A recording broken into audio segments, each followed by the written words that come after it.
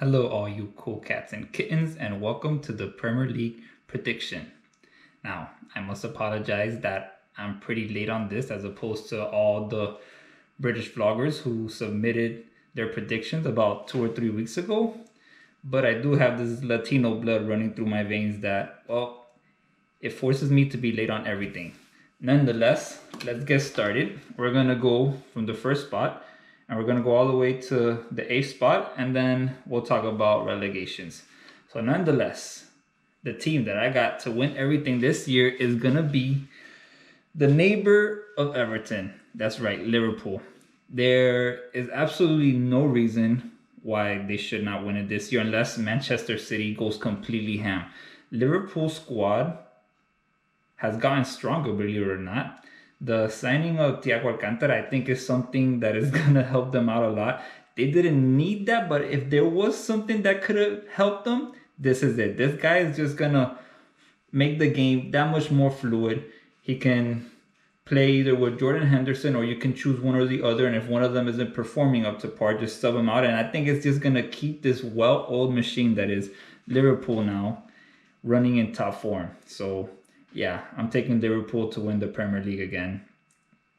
If you guys have any opposing argument, I would love to hear it. Now, coming in at number 2 should be no surprise to anybody, and that's going to be Manchester City.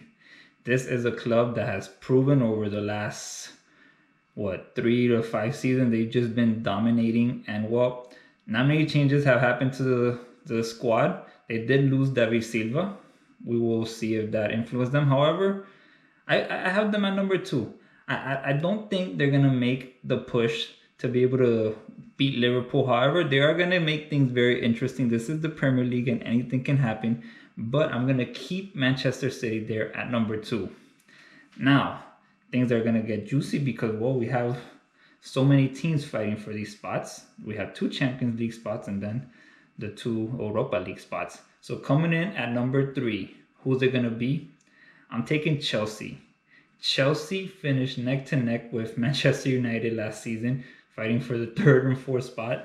And, well, this year I'm taking them to go over the top. They signed Timo Werner, which I think is going to be phenomenal. He's going to give them those extra goals that they're going to need to be able to get one of those Champions League spots. It's going to be interesting what they do in Champions League, but that's a whole nother topic.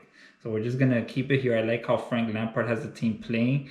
He's doing things just the way he used to play at a top level, and I'm digging that. So I'm taking Chelsea at 3. Now, number 4. Here is going to be my big surprise. You ready, guys?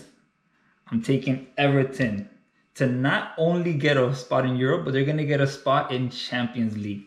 This is a team that I think is going to surprise everybody. And one big reason why is going to be James Rodriguez, their new signing. Yes, James with Ancelotti is a love story. That's simply what it is. The coach really believes in the player. And, well, James responds properly. Now, James didn't have his best years in Madrid, but that's because Madrid is not the team for James. Unfortunately, James is a player that he needs the coach to back him up, and he needs to be the guy. He needs to be the dude that's receiving all these balls and starting on the play. And that's exactly what he's going to be doing for Everton. And that is what Everton needed. However, they're getting a major bargain. This James deal, he is going to give them so much more than what they asked for. Look at James, how he plays when he plays for Colombia on the national team. He makes the team go. He takes them from an okay team to a really good team that can compete with the likes of Argentina or Brazil on any day. And if you take James out of the Colombian squad, they are not the same. And I think he's going to have a similar presence here in the Premier League with Everton. So look out for them to not only get an Europa League spot, but make that jump and fight for that 4th spot. By the way, thanks to Everton, they gave me this jersey like 2 years ago when I visited them. Big thank you to you guys, and I wish you guys luck in this season. Now, let's keep the video rolling, guys. Number 5. And to be honest, number 5 could have been number 3. But there's just one player missing there. And this team is Manchester United.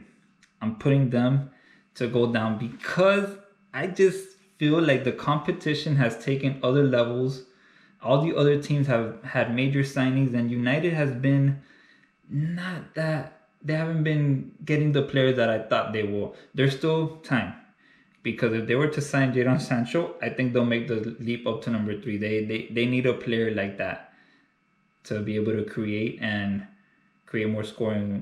more goal scoring opportunities. So if they do get Sancho, I'm putting them at number 3, but it hasn't happened yet. So I'm keeping them at 5. They didn't get Gareth Bale, which I think would have just given them like that many more goals. That's just what I feel like they're gonna miss. A lot more goals. I think Bruno is the impact. We saw what he did last year. He brought the team up. He'll still have a similar impact, but they're just missing that one little thing. That's all I'm leaving it at. Now, let's go to number 6. This one was the North London battle, but I'm putting Tottenham there to take it over Arsenal. Why? Because they signed Gareth Bale. Now, is Gareth Bale the magic answer? We shall see. The dude is 31 years old. He hasn't really been playing that much, so it's going to be interesting what he does. And he is very injury prone, which, is not a really good thing. When he gets injured, he goes out for like a month. So it's not like he gets a little injury, he comes back in a week. No, he takes his time to heal. So it all depends on how Gareth Bale does, but it's going to be very interesting. And because of that, I'm going to put them in at number 6. Now, at number 7 is going to be Arsenal. I think they're just going to be a very solid team throughout the season, but I just don't see them competing with all these other guys. Even though Arteta has them doing what he likes, they won a couple of small cups with him. However, I don't think it's going to be enough to make a push for Europe. They did do the right thing in getting Aubameyang a long-term contract. I think that's a great step in the right direction. However, I just don't see enough firepower there for me to put them over Tottenham. By the way, guys, like I said, Tottenham. It's a really, really tricky word to read as an American, because I want to say Tottenham, but then all the British people are going to be like, no, Tottenham. All right. Anyways, moving along. Number 8, Wolves. It's going to be as solid as that, just a strong, solid team. Wolves, aka Portugal FC. But I just don't see them competing with the other guys. All these teams, even if they didn't sign major players, they signed enough players to fill up spots, like United with Van der Beek. That's a great signing there. But like I said earlier, they need a goal scoring. They need like a lot of goals up there. Anyways, that's all I have for the top 10. Now we're gonna talk about the relegation. I'm putting West Ham there. They could almost got relegated last season. Could have been an option. I'm putting Brighton there as well, which means if Brighton, I really think they're gonna get relegated, and then that means that I hope the stadiums open up sooner than later, because Brighton is just 60-mile trip across the English Channel. I'm in Normandy at the moment, so I would love to go to a match in Brighton to see them play and to explore Bald Bankrupt's hometown.